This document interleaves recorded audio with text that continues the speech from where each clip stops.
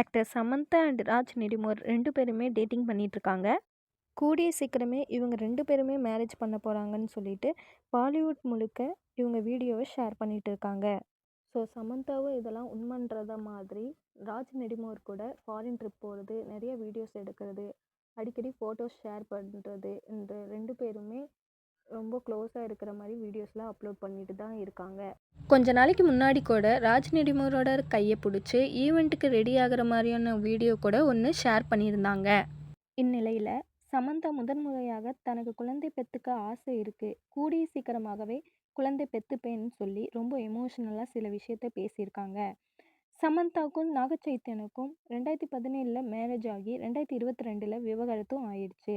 அதே போல் ராஜ் நெடுமோருக்கும் அவங்களோட முதல் மனைவியான சாம்லிடேவுக்கும் 2022 தான் விவாகரத்து பண்ணாங்க.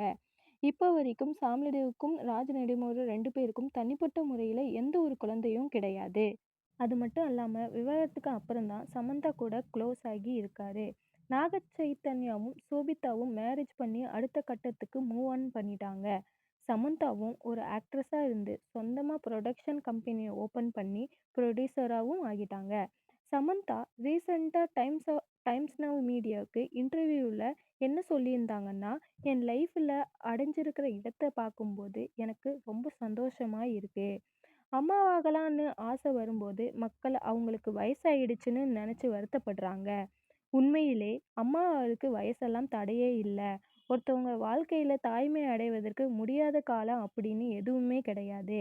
நான் இன்னும் அம்மாவாக தாமதம் ஆகலை.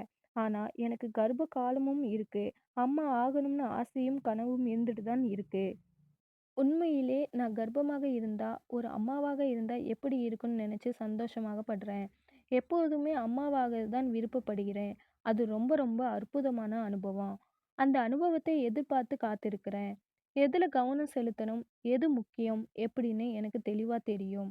அதனால இப்போ இருக்கிற நிலையை அடைஞ்சதற்கு அப்புறமா நான் உண்மையிலே ரொம்ப சந்தோஷமாக படுறேன். ஒவ்வொரு நாளும் முழுமையா கிடைச்சிருக்கு. அதுக்காக நான் ரொம்ப ஆசீர்வதிக்கப்பட்டவளாக உணர்றேன். இதுக்கு முன்னாடி சாதாரண நாளுக்காக நான் நன்றி உள்ளவளாக இருந்தது கிடையாது. இப்போது அப்படி கிடையாது. எல்லாத்துக்கும் நன்றி உள்ளவளாக இருக்கிறேன்.